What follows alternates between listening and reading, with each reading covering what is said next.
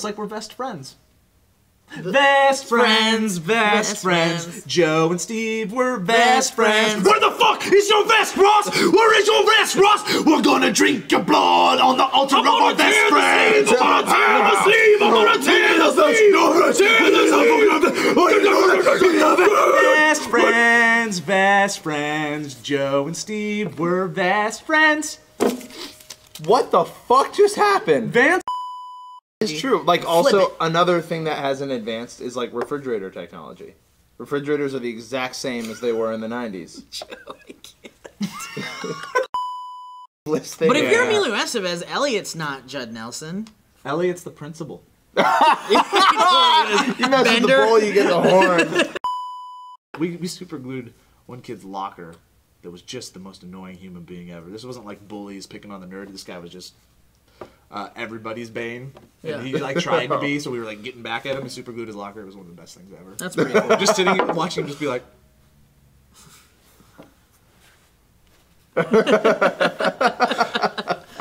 Then he just started crying. No, he just like sat there for 20 minutes, like couldn't figure out why the damn thing wouldn't What if he just broke down and said like, my dad hates me? Yeah.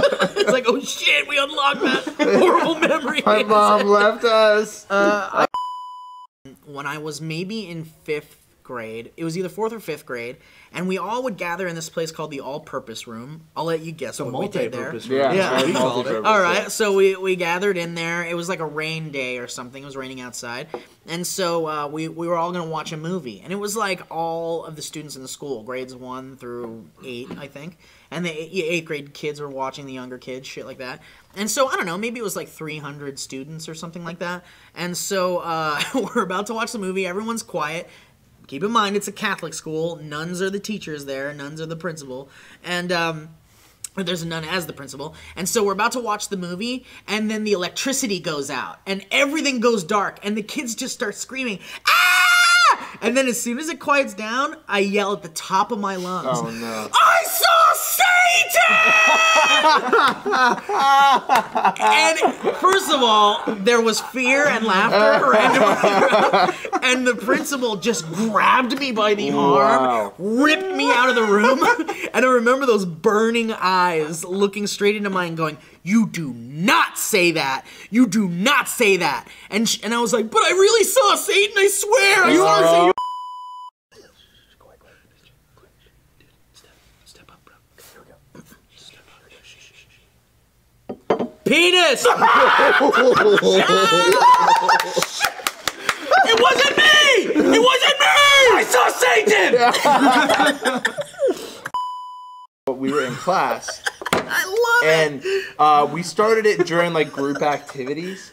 And everybody was like kind of being loud, so we were able to get to like a pretty decent volume because it was just like kind of going on, like, you know, like a. But this is a great team building game. This is everyone working together, No. and it's a collective thing. Like the teacher should have just embraced it.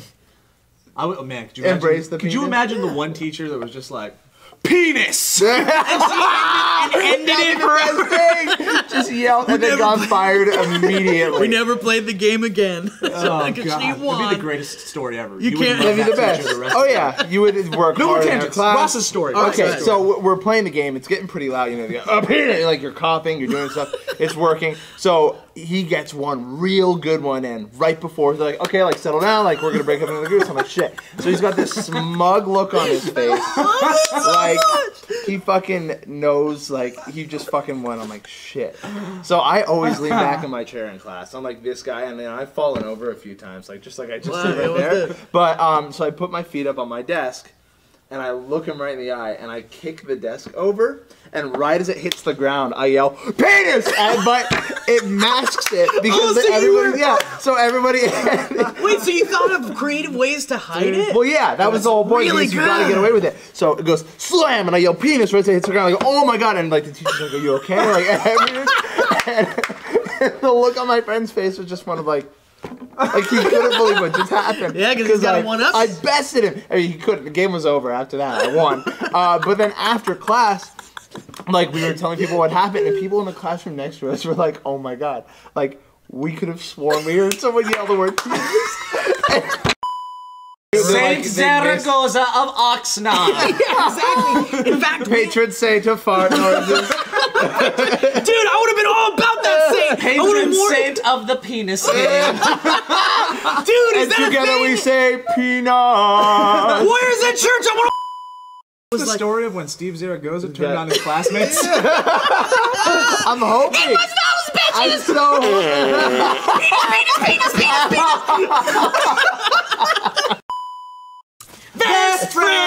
Best friends, Joe and Steve, we're best friends. Time to kill this motherfucker without penis. fucking bullet. Penis. Fucking bullet. Penis.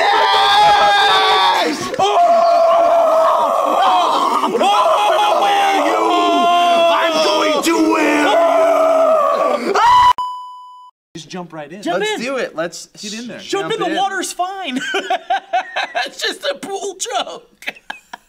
Okay.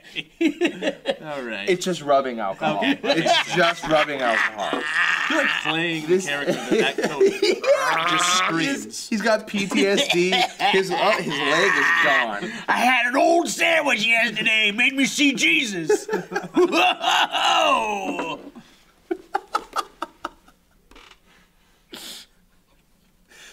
This is our moment. I don't get scared easily, so I have a moment where I was not scared, but I was supposed to be. Like if you go to Halloween Horror Nights or Not Scary Farm or wherever. I heard else the they Not do Scary that. Farm is actually kind of creepy. You know what? No, It's not. so I Really? went to it. They hire those actors that go around in the costumes, and I think just before I went, seen like a casting call that like, we're hiring these actors. So in my mind, I'm just like, well, you're Bunch of getting paid. actors. You would rather be on, some sitcom on Fox. All that stuff. So I went in there, and I'm a bigger guy, and they were not approaching me or trying to scare me whatsoever. But everyone I was with was getting like horrified and scared and jump scared, and so I was just waiting for them to try and get me, but Nobody they wants wouldn't. to scare me. So we're going through the mazes, and people are like, Ross, like, what's your problem? And I was like, well, like, no one's trying to scare me. And I was talking about how, like, like, I feel like I'm just, like, too on alert looking for it, so that even when they do try and jump out at me, I'm not affected.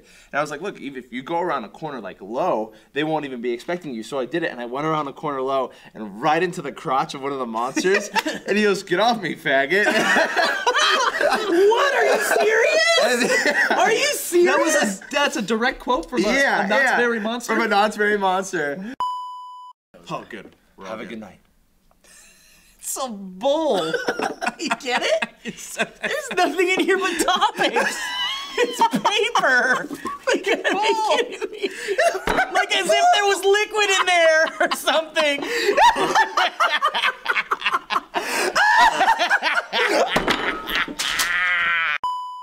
Because I was terrified of haunted houses the time I went in as a kid with my mom for the first time. No. Okay, so not many things scare me either, but as a kid, haunted houses freaked me out. Like at the local fairs and carnivals and stuff, I couldn't go in them at all. So my little brother and sister could. So one year, I'm like 5 or 6, my little brother and sister go through like 3 times. They're having the time of their lives. I'm like, screw it.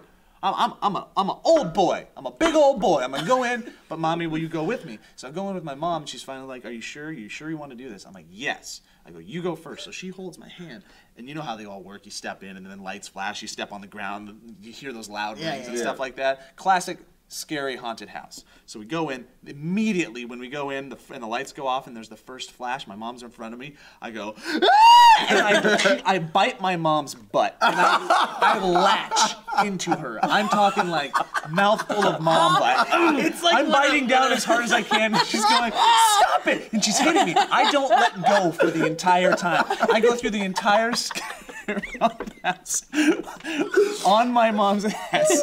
So I'm biting her for 10 minutes, and I don't let go until we get to fresh air on the other side.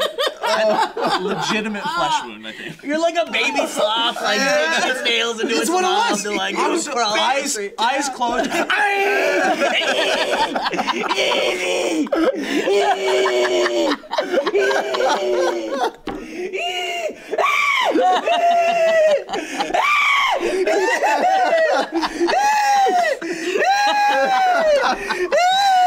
Can we get some cotton candy? Because crazy people wear tinfoil hats to stop you from listening to their thoughts.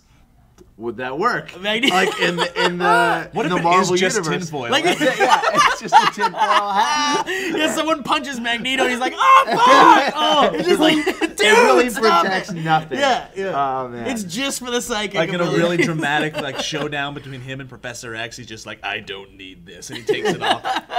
Yeah. Who's Was David the Gnome. David the Gnome had one of the most like, I don't know how to handle this in my child or adult mind endings I've ever seen in my life. And I'm not spoiling anything because it's so old and most people probably didn't watch it. But David the Gnome was about this gnome family that lived in the forest, and he was a doctor, and he went around and fixed animals and stuff. And it was from Sweden. We'll sing that in a second. But he, at the very last episode, it's David and his wife, and these are like, they're like portrayed as like 50, 60-year-old little gnomes, right? David and his wife and a family friend, they jump on their fox Swift to go off into the mountains. And you're like, huh, what's going on? And they're saying goodbye to everybody on the way. And they pick up their friend and they go up into like a meadow in like the Swiss Alps and die. What? Yeah, And it's intense, die. man. They turn into like some trees and some like things like. That's how The Simpsons should end. They all just die. You just watch it and you're like, oh my god. And then the fox walks away all sad, and then he's like, it'll be all right. He doesn't say that because he's not a talking fox. He's a mute fox. But you can see it in his mute fox eyes. He's like really Same. sad. He's a Yeah. sad fox. Yeah. What do you? TW Man 1 says, if you had a baby, would you let Ross date it? No. Yeah. What? Just let him date your let baby. me- well, hold on. It's a little weird because Joe actually has. Because a I actually baby. did have a baby. Yeah. And Yeah, also, but, I mean, come on, Joe. Here, but here's the thing. I will take your baby out on a bro date. We'll just like go have a good time, have him smoke a stogie, get some wings, watch some football. Can I date your baby? I'm gonna murder you. Just let me date your baby. thank you guys so much. Look around you. There are many things to see that some would say will never be. Yes, really fucked me up. These things I know. They're true and I will tell you so. Tell me. It's springtime for Hitler and Germany. It was all a big metaphor about the Holocaust. David the Gnome.